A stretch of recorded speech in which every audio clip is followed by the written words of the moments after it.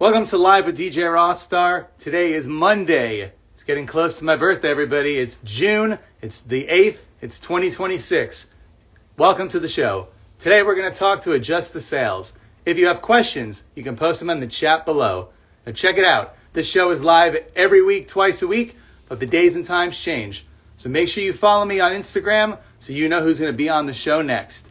Also, if you like a band, or you're friends with a band, or you're in a band, and you want to submit yourself for the show, send me a DM. I listen to everything I get, and if I think it's a good fit for the show, I'll have you on. Doesn't matter if you're rock, hip-hop, punk, pop.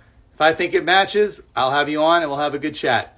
Anyway, the moment you're here has arrived. We're going to talk to Adjust the Sales. So once again, if you have questions and you're watching the live feed, post them in the chat below. All right, let's get it going. Here we go, guys.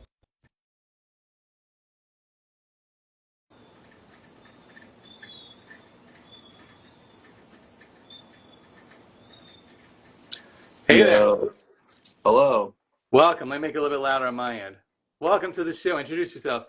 I'm Shane. I make music as Adjust the Sales. You've probably seen a bunch of annoying videos from me on here or TikTok or wherever else. But yeah, that's about it, I guess. I wouldn't call them annoying. I'd call them wonderful. Charming. You're too kind. You're way too kind. How much effort goes into each video? Do you write it None. out beforehand or you None. just press Nope. record? I literally just film me doing some dumb shit and then I just put a bunch of text over the screen and then I just copy and paste it and then Dang. just slightly change it up. How Minimal. many takes do you do? One. One. Wow. Yeah, that's why, like, there was a hot minute there where we were getting a lot of, like, bro, you're trying too hard comments. And I'm like, bro, I'm literally not doing anything. Like, I take maybe like 2 minutes a day making stupid, dumb videos for you guys. So, Yeah, trying too hard to do what? yeah, that's what I'm saying. What's been the biggest video hit? Is there one that has like way more views than anything else you've done? I think, like, there was one video we did that actually did better here than anywhere else, like, on Instagram. And Okay. it was like a video of, like, me and my coworkers doing, like, a dumb little, like, hip swivel thing to our song Pool Song, and I was like just trying to reach like the fans of like I think it said the front bottoms modern baseball and then Lovejoy, and it got a shit ton of comments because everyone was like, bro, Lovejoy doesn't fit in this mix. And I was like, yeah, I mean you're right, but like it did like 5 million views. That's a lot, 5 million. Wow. How many Yeah. ads did you get out of 5 million views? I don't know. I mean, a decent amount, I guess, because like I think when we posted that, I was at maybe like 10K on here, and now we're Wow. like almost. But the thing is it's also for a song that's like not even on like our top 10 anymore. So I don't know. It's just kind of funny. I think the big thing that's like done a lot recently has been like Emery had a weight loss trend around it. Okay. So that kind of like is why I think a lot of people are finding us now is like the Emery weight loss trend happened. So the algorithm like pushed the song, and now it's like it is what it is. It's its own little thing. What are you working on now? I know you have a whole bunch of shows coming up in July. So what are you doing for June? Well, kind of tracking. We're writing and tracking some stuff because I realized I hadn't done an album in a while. I didn't realize it had been 6 years. The Worst of Adjust Sales is like the only actual full blown album we had, and it came out 6 years ago, like this past weekend. So Congrats. yeah, I guess it's like probably time I just do another album. I kind of was just doing the single thing because it was just like, okay, I can just make a song, put it out, and call it a day. But I do like now that we've gotten a little further into this, I do understand like the importance of like physical media and like having those, a big ass release with everything, multiple Oh yeah. songs on it.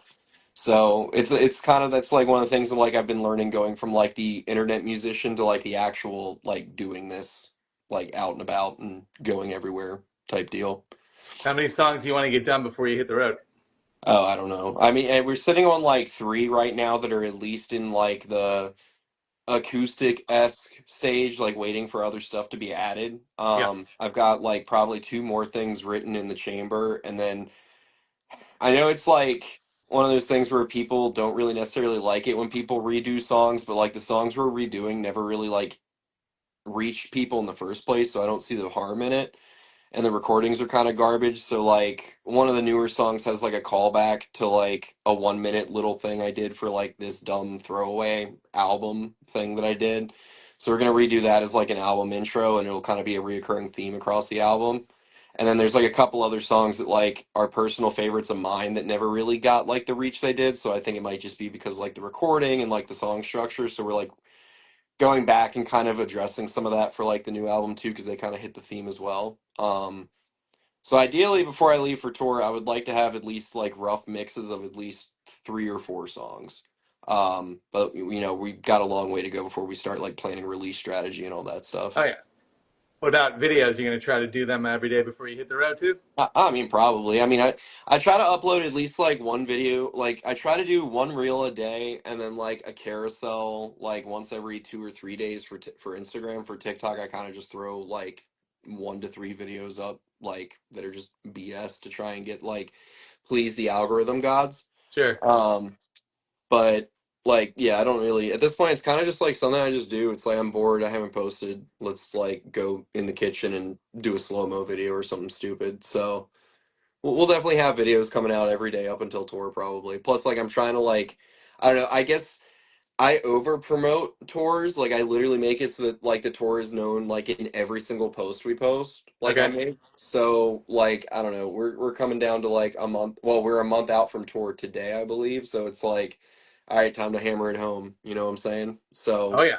So yeah, we will definitely. I will definitely be gracing everybody's feed with like my dumb videos and everything. So never a doubt about that. I think the only time I really fall off on posting is when we are on tour because it's like just tough to kind of find the time because you're just Yeah. stuck in the van. So, but that's about it. Let's talk about this tour. It looks pretty extensive. I was reading all the dates before. Who are you going with? Where are you hidden? Where are you So we going? have we have Cinema Stare and World's Greatest Dad with us for the entire run. The first half we're taking out our homies in Hummus Vacuum. You know, shout out Christian because Christian's going to be doing double sets for that leg of the tour because he will be playing drums for me and Hummus Vacuum. Dang. Hope his arms are Um, okay. huh?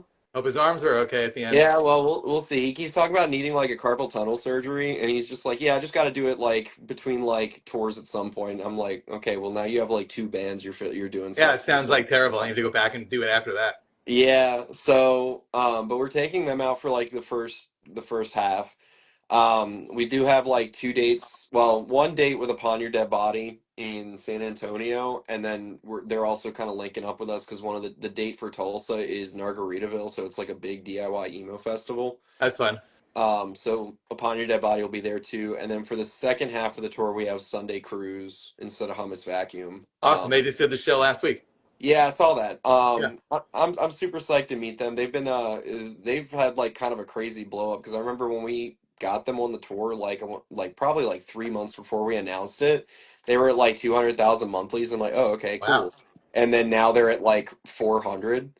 Yeah. So that's kind of like that's kind of a crazy impressive pop off, quite frankly. And I'm kind of like I don't know. I'm just excited to meet them because I've met and done stuff with Cinema Stare and Hummus Vacuum. Hummus Vacuum went out with us on our January tour.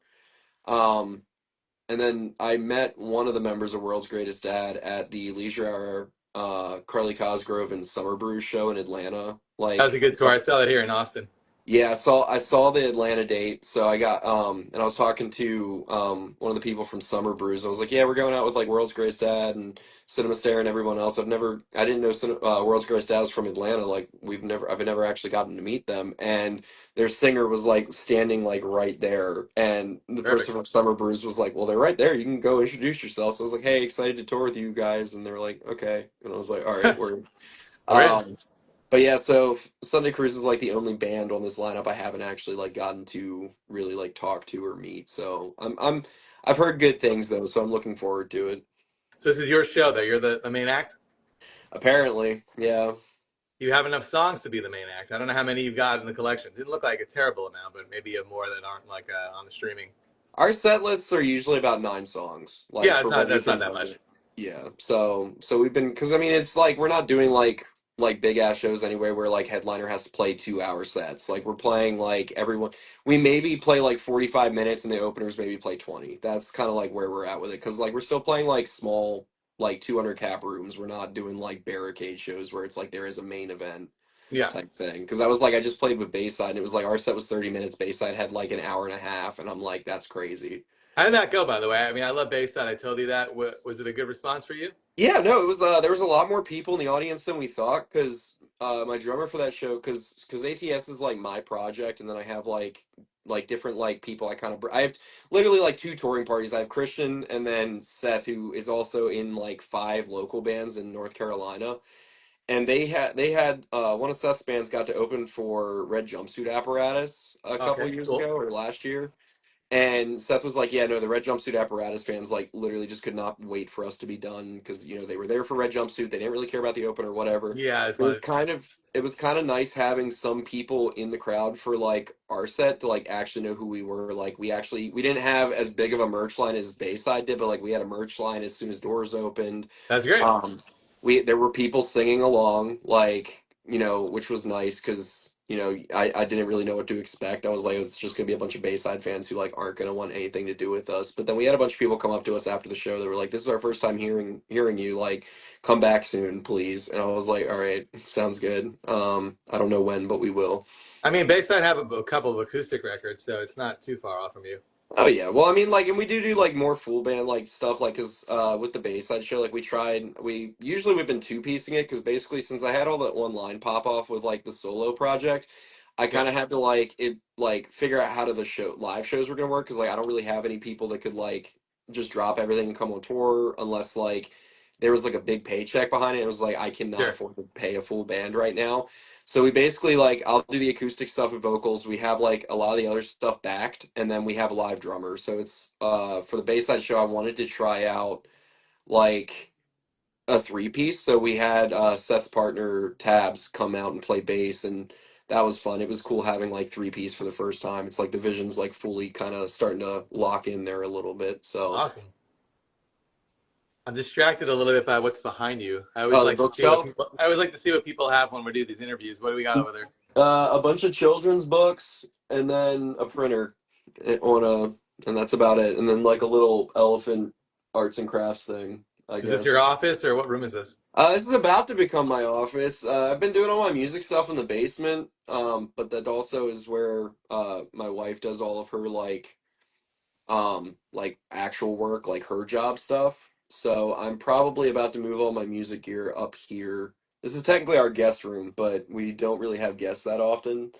So I'm probably going to be moving my music stuff like onto this desk and tomorrow to start working on stuff because now that I'm music is like the full-time thing now, I'm trying to figure out what to do with my days and it's like, okay, let's Oh work yeah, on so music. like So say like 18 hours you're awake, right? Probably when you come yeah, home. it's What like do you do I'm all day? awake.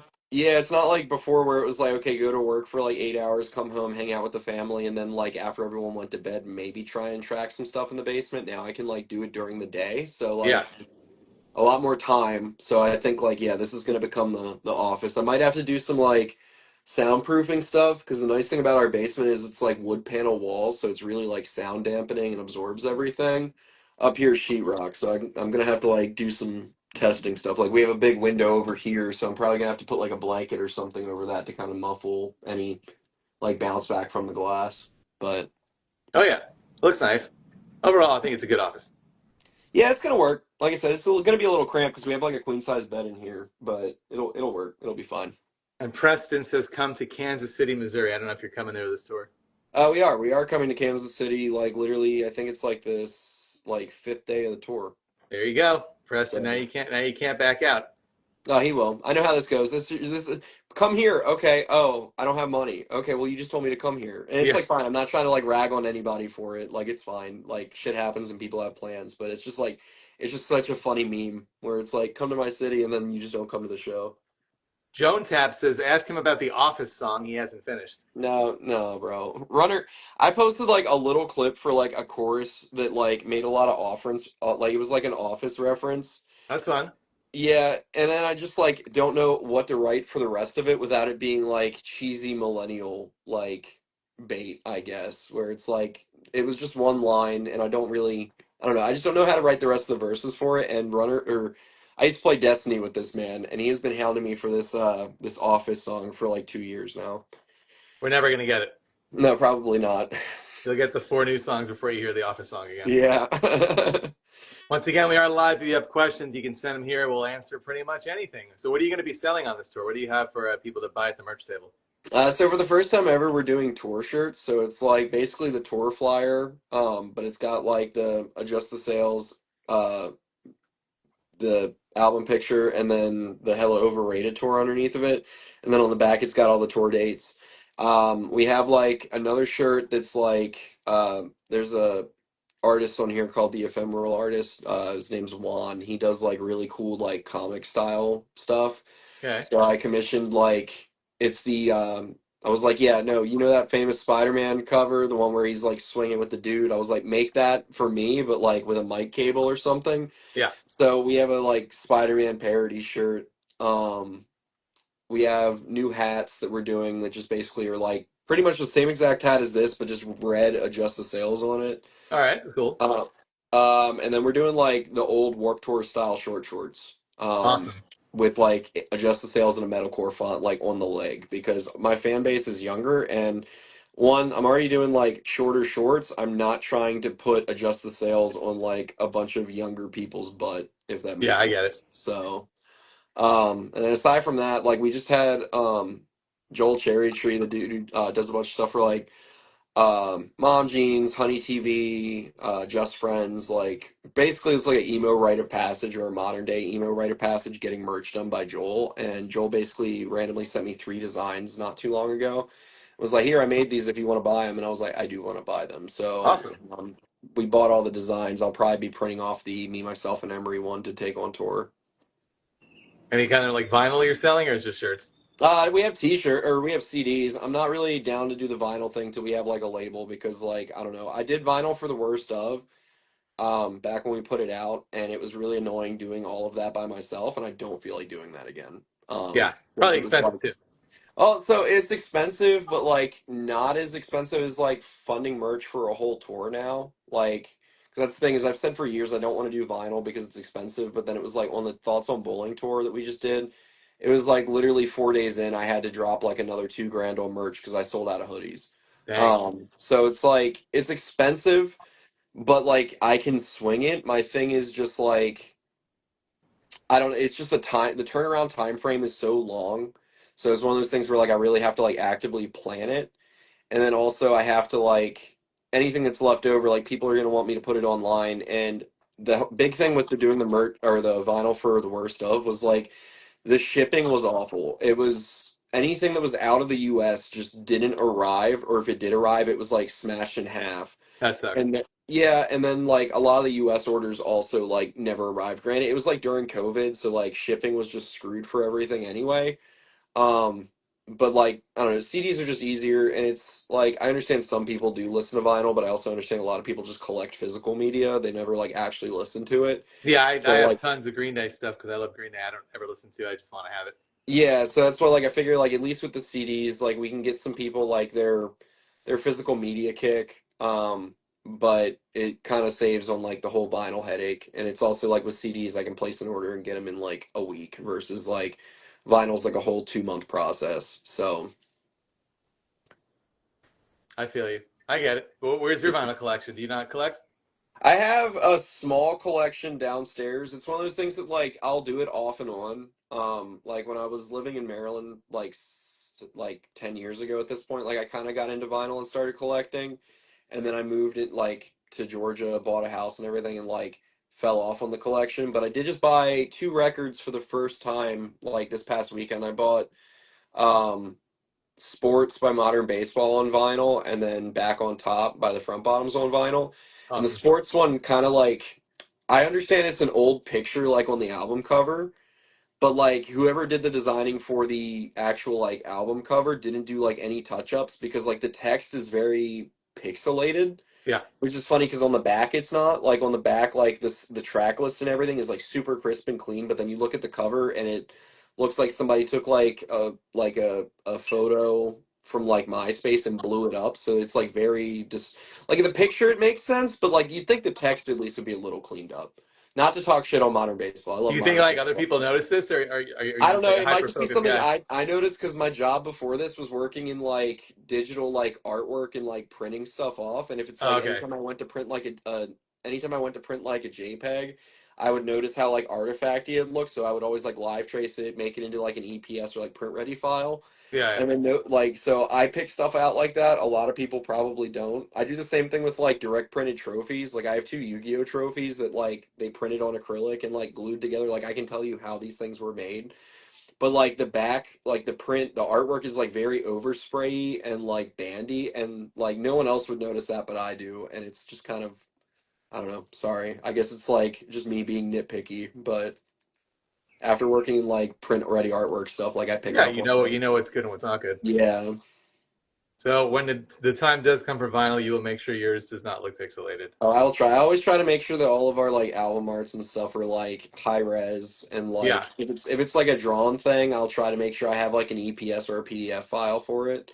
Just because that scales better and prints better versus like trying to print like a JPEG or something, you can only blow it up so much before it starts to like, distort and get pixely.